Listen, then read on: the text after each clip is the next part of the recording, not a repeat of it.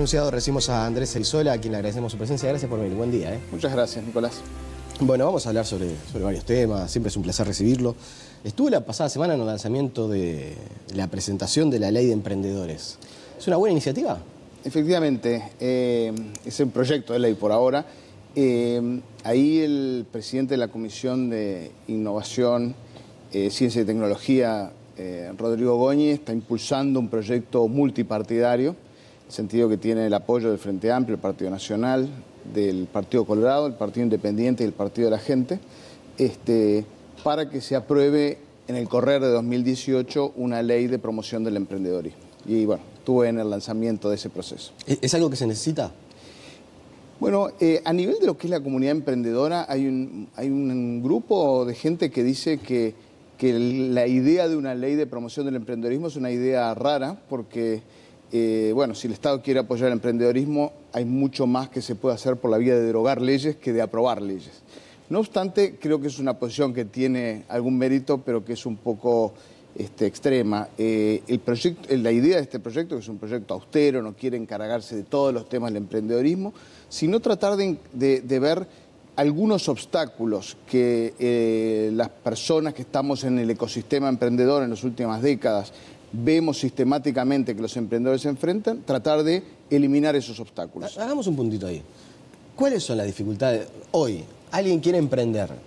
¿Cuál es la primera dificultad que enfrenta? Bueno, para cada emprendedor pueden ser dificultades diferentes. Acá en el proyecto hay algunas que estamos encarando, seguramente no son todas, pero por ejemplo en Uruguay, para empezar en lo más chiquito, para crear una sociedad anónima, que es como el punto de partida de un emprendimiento, tanto los costos como el plazo, las demoras y los pasos burocráticos que hay que correr son muchos, con lo cual sale un mínimo de 100.000 pesos y lleva un mínimo de 3 meses, por decir algo.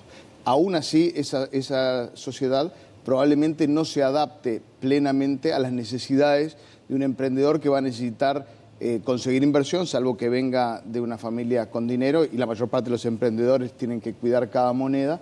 Entonces ahí hay un primer punto. Segundo punto, cuando los emprendedores arrancan, en general arrancan en el mejor de los casos con una sociedad anónima local, pero si les llega a ir bien y empiezan a crecer, necesitan inversión de un fondo, por ejemplo, de capital de riesgo, en ese caso el emprendedor descubre tarde que tiene una estructura que no es adecuada para recibir inversión de un fondo de capital de riesgo, y por lo tanto tiene que reestructurar su emprendimiento, y a veces puede gastar 30, 40 y hasta 50% de lo que recibe de la ronda de inversión en reestructurar el emprendimiento para poder recibir la inversión. Bueno, este proyecto lo que procura es reducir al mínimo ese tipo de costos que están asociados a armar una estructura adecuada para recibir inversión. Y por mencionar el último ejemplo, es muy común en materia de emprendedorismo que uno quiera atraer talento de una calidad que no puede pagar. Por otro lado, del lado de las personas, del talento, uno querría entrar a lo que es tal vez visto como más divertido, más desafiante, más apasionante que un trabajo tradicional, que es involucrarse en un emprendimiento que tiene grandes sueños, pero como el emprendedor no puede pagar un sueldo competitivo, en general esos acuerdos se hacen con una parte de sueldo, y existe la expectativa de que si el emprendimiento va bien, esos empleados pueden entrar a participar del capital del emprendimiento. Bueno, en Uruguay tenemos un régimen regulatorio y tributario que desincentiva ese tipo de arreglos, y un emprendedor que necesita, cuando recibe dinero, cada peso que recibe para gastar, y en general se queda corto, no puede estar gastando la mayor parte de lo que recibe en reestructurar su emprendimiento para poder recibir la inversión, en resolver todos los problemas regulatorios y tributarios que implica poder darle acceso a la propiedad a los empleados clave, que son los esenciales para el desarrollo del emprendimiento. Y bueno, ese tipo de obstáculos son cosas específicas. Este proyecto de ley quiere atenderlos. Son cosas que aquellos que estamos en el tema de emprendedorismo los hemos visto una y otra vez a lo largo de los años. Yo cada vez que converso de este asunto, es un tema que me gusta abordar porque me parece que visualiza buena parte de cómo se están desarrollando algunas fuerzas laborales en la sociedad actual, y que no siempre le prestamos la debida atención, por lo menos en cuanto a dedicarle un tiempo para que la gente conozca. y sobre todo que la gente vea que es un camino posible. Muchas veces, y a mí me gusta correr esa etiqueta, del emprendedurismo pensando en jóvenes, talentosos y acotado a eso. Hay que empezar a visualizar también al emprendedurismo y a la posibilidad de tener su propia iniciativa, su propia idea, no solamente para los jóvenes, para personas mayores, para quienes se quedan sin empleo. Correcto. Hay una fundación de quien fue mi mentor dentro de Endeavor, que es la fundación que hoy presido en materia de emprendedorismo, Gabriel Rossman, que él ahora está dirigiendo una fundación que se llama Seniors, que está enfocada en el emprendedorismo de la tercera edad. El emprendedorismo es algo que es normalmente asociado con personas jóvenes, pero para nada es exclusivo de personas jóvenes. De hecho, en Endeavor nosotros tenemos obviamente un porcentaje importante de emprendedores que son personas jóvenes, pero tenemos emprendedores que están en mediana edad y tenemos algunos emprendedores que son personas ya de tercera edad. El emprendedorismo es una actitud de vida. En Uruguay, no sé, hace 17 años cuando Endeavor empezó, estábamos en una situación muy inicial, muy precaria. La palabra emprendedorismo no era conocida, de hecho no era conocida casi por nadie en Uruguay. El mundo en estos 15 años, 17 años ha cambiado mucho y bueno, todas las organizaciones de la sociedad civil que están en esto, también la ANI desde el punto de vista del gobierno, el acceso que los medios sociales le dan a las personas a modelos de rol a nivel internacional, bueno, todo eso está determinando que hoy ya sea más natural, ¿no? También las universidades empezaron a incorporar, sobre todo las universidades privadas, pero en general han empezado a incorporar talleres de habilidades emprendedoras, centros de innovación y emprendimiento donde se les ayuda, se los incuban a algunos emprendedores en las etapas iniciales, se les ayuda a levantar capital. Probablemente falte a nivel de enseñanza primaria y secundaria, donde en otros países es parte de la educación y acá todavía lo tenemos pendiente, pero bueno, ha habido un camino que es positivo. Claro, pero hay que empezar a visualizarlo como, bueno, lo que yo mencionaba en la venta de la entrevista. Tenemos una automatización, robotización que empieza a amenazar fuentes laborales de las que se consideran tradicionales, ¿no? Bueno, y uno ve que la economía sigue creciendo y sin embargo el desempleo, ayer se conoció el dato, bajó, pero baja levemente. Cuesta, más allá del crecimiento de la economía, llegar a los niveles de desempleo que tuvimos hace algunos años. Hay que empezar a hacer ese cambio de chip para que la gente deje de pensar en el mercado laboral como lo tradicional que se veía hasta hace unos años. Mira, Nicolás, este año, en mayo, estaba en una reunión en Silicon Valley donde se reunían todos los emprendedores de Endeavor a nivel de todo el mundo. Y ahí estaba Francis Fukuyama, que es un pensador muy importante en Estados Unidos. Y él cuando arrancó su presentación dijo, si yo en este entorno hablo de disrupción, bueno, disrupción es visto como una palabra con una enorme connotación positiva. Sin embargo, hay enormes áreas de Estados Unidos, él está hablando un poquito de política, donde la palabra disrupción no tiene una connotación positiva. Lo que está viendo es un cambio enorme y acelerado. El tema de inteligencia artificial es uno de los motores de ese cambio, no es el único, pero es uno muy importante y esta transformación está abriendo enormes oportunidades. Y si uno hoy tiene 18 años y mira al mundo y dice, bueno, es difícil elegir entre las oportunidades que se presentan para alguien que tenga disciplina, obviamente que haya sido educado con una metodología adecuada y que pueda apreciar las oportunidades que da el mundo. Pero, por otro lado, para personas que están en otra etapa de la vida, que ya tienen más dificultades para adaptarse, sin duda que es un entorno desafiante. Y bueno, y eso hay una combinación de la sociedad civil y de la política, que ese es un tema que va a haber que encarar en los próximos años. El emprendedorismo, sin embargo, es parte de la solución en este tema, ¿no? Cuando usted me dice va a haber que encarar dentro de algunos años, ¿cuál es su visión? En los próximos años, no esperando unos años, sino empezando ahora, claro, en los próximos años. ¿Cuál es su visión? Hay una... Mire por dónde va derivando la charla, que no estaba pensado por este lado, pero veo que hay una discusión sobre el tema de la renta básica universal, que muchas veces incluso está promovida, por lo menos en algunos países de los grandes países del mundo, por personas vinculadas a empresas grandes como Facebook, donde se dice, bueno, garantizarle a la gente un ingreso mensual va a hacer que, bueno, un poco se pierda el miedo ese a no emprender y va a generar un caldo de cultivo para que mayor gente se anime. A la uruguaya, ¿cuál es la visión que podemos tener sobre eso que se viene? Porque son como varias aristas sobre un mismo tema. El tema de la renta básica universal, de cómo reemplazamos los puestos de trabajo que se pierden.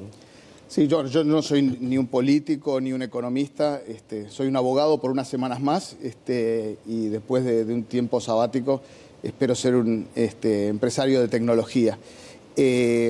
No obstante, lo que digo es que sí, hay que pensar cosas distintas porque estamos entrando a un mundo en el cual las condiciones tanto del mercado del trabajo como de la seguridad social son muy, muy diferentes de cómo se pensaron. Sobre el tema de la renta básica universal, no soy un experto, pero he leído estudios que lo apoyan y he leído estudios que dicen que no es por ahí donde va la solución. Pero lo que es verdad es que en un mundo en el cual la expectativa de vida de las personas cada vez es más larga, donde los costos de la salud en las etapas maduras de la vida cada vez son más altos, y donde los sistemas de seguridad social fueron pensados para que viviéramos 7, 8 años después de jubilarnos, y estamos viviendo 20 y pico de años después de jubilarnos, y cada vez eso va a ser más y no sabemos cuál es el límite, no sabemos cuánto va a vivir una persona que hoy tiene 35 o 40 años, puede ser 100, puede ser 120, puede ser indefinido.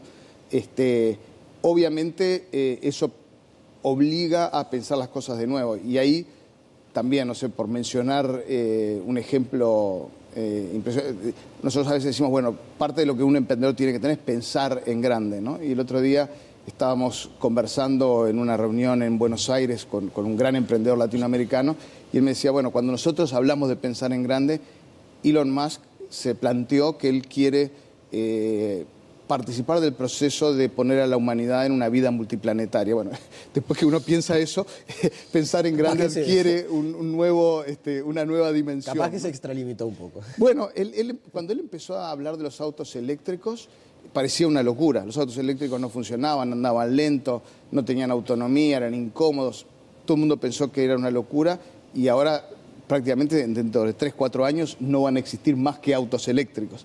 Así que él ya nos ha demostrado que algunas de sus locuras al final no son tan locuras, esta no sé, pero lo que es importante de este ejemplo es que hay personas en el mundo que están realmente pensando en grande. Entonces a veces nosotros, y esta es una gran transformación que estamos viendo en el emprendedorismo en Uruguay, hace 10 años los emprendedores uruguayos se preocupaban de temas, tratar de resolver problemas uruguayos, y eventualmente si les iba bien decían, bueno, voy a escalar a Argentina, voy a escalar a Brasil, ¿no? Hoy estamos viendo ya en Endeavor emprendedores que lo que se plantean es resolver un problema para el mundo. Nunca piensan vender $1 de su producto en Uruguay. Su primer cliente lo tienen en el Reino Unido, lo tienen en Estados Unidos. Es una nueva generación de emprendedores. Ahí la evolución que ha habido en la sociedad uruguaya, repito, gracias al apoyo de organizaciones de la sociedad civil, de la ANI, etcétera, es enorme. Y hoy hay una generación de emprendedores que es extremadamente entusiasmante. No se la voy a dejar pasar. ¿Cómo que abogado por unas semanas más? Bueno, no es un secreto. Estoy retirándome a fin de año, voy a tomarme un tiempo sabático y... No, me acuerdo la última vez que había venido usted acá y usted había dicho, no, bueno, no, yo en realidad... me armó muchos líos esa entrevista porque en ese momento no lo habíamos anunciado. Pero usted había dicho que sí, que se iba a retirar joven y que después se quería dedicar a otras cosas porque ya la vida... encarar nuevos desafíos. Exactamente, como que ya sentía que había dado mucho y que quería enfocarse en otra cosa. Pero entonces, ¿hasta fin de año? Yo ya no soy el líder de Ferrer, ya Agustín Mayer, mi sucesor, está liderando las firmas desde el 1 de julio, lo estoy apoyando en la transición hasta fin de año. Y bueno, a partir de ese momento me voy a desvincular de la abogacía y voy a encarar desafíos en el área empresarial. La gente me dice, bueno, te pudriste. No, mi vida en la abogacía fue absolutamente fascinante. Nunca me imaginé a los 23 años, cuando entré a una firma que no le conocía el nombre, a tener mi primer empleo. que iba a tener la vida que después tuve, conociendo líderes mundiales, tratando con algunos de los principales empresarios del mundo. Me encantó.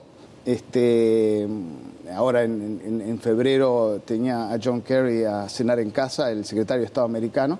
Yo decía, si a mí me hubieran dicho a los 23 años, que me hubiera dicho, es que no me habría animado a imaginarme un escenario así. Así que no, mi vida fue bárbara. Una vida multiplanetaria, una cosa así. Algo así, total. Yo creo que era más irrealista la vida que tuve que la vida interplanetaria hoy. Así que no, fue estos años, estas décadas en la abogacía y en Ferrer fueron absolutamente fascinantes. Ahora tengo ganas de hacer otras cosas y también pasar más de una semana por mes en Uruguay, que es lo que me ha tocado en estos últimos años. Y bueno, voy a aprovechar estas últimas semanas de ejercicio de la abogacía y sobre todo de asesorar inversores y de conversar con... Veo que muchas veces se plantea una disyuntiva, bueno, ahora por el caso de UPM, ¿no? De si se le da mucho a una multinacional y si no habría que facilitar o favorecer de la misma manera al sector productivo uruguayo. Usted que está en las grandes ligas, porque esa es la realidad, está en las grandes ligas de las inversiones, cuando ve ese tipo de discusiones, ¿qué piensa? Ojo, la discusión es válida. Llega un momento que uno está dando demasiado. No obstante, para estos proyectos transformadores, como que pueden tener un impacto sensible sobre el PBI de un país, como puede ser UPM2, demasiado es una barra que está muy alta, ¿no? En lo personal creo que este proyecto es una muy buena noticia para el país, que nos va a obligar a estirarnos fiscalmente para construir la infraestructura que se está pidiendo, que es una infraestructura que de cualquier manera debería estar ahí.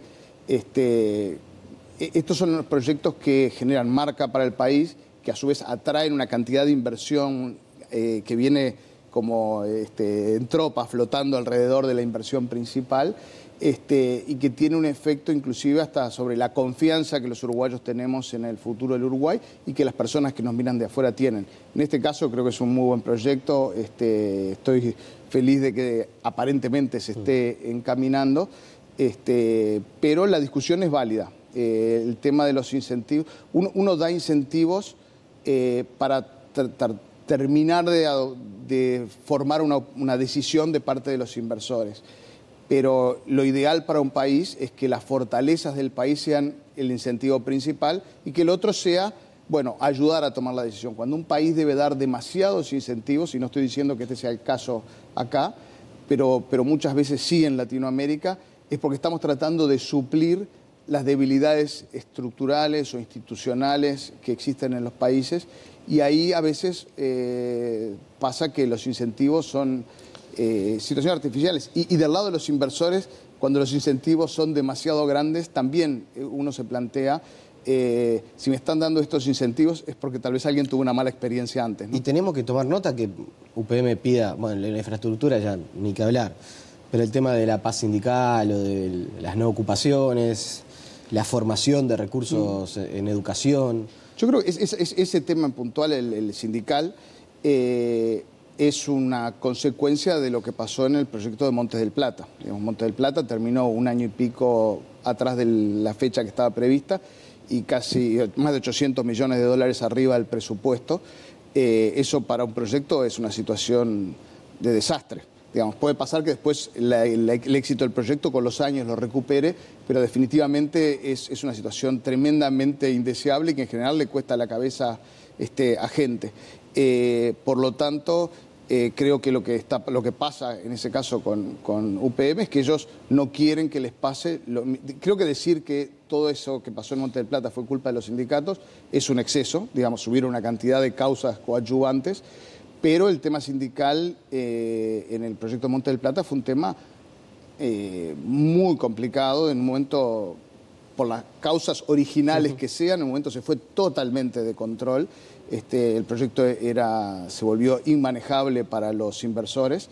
Y bueno, si uno viene atrás y vio eso, dicen, bueno, tenemos que aprender de esta situación y buscar un esquema de relaciones laborales que sea justo y al mismo tiempo predecible, estable, razonable, en el cual la ocupación o la huelga o la total destrucción del proceso de trabajo no sea la primera medida frente a no me gusta la calidad de los buzos o quiero medio kilo más de carne por día o quiero que me cuenten el día desde el momento en que me subo al ómnibus en mi casa y no del momento en que llego a la planta, etcétera, ¿no? Andrés Cerizola, le agradecemos su presencia y bueno, lo vamos a volver a convocar. Más allá de que no esté ejerciendo más la abogacía, no sé cuánto querrá atender a la prensa en ese tiempo sabático que se tome. Pero... En el tiempo sabático nada, porque además voy a estar, si Dios quiere, con mi familia en Nueva Zelanda, así que ahí no voy a atender el teléfono.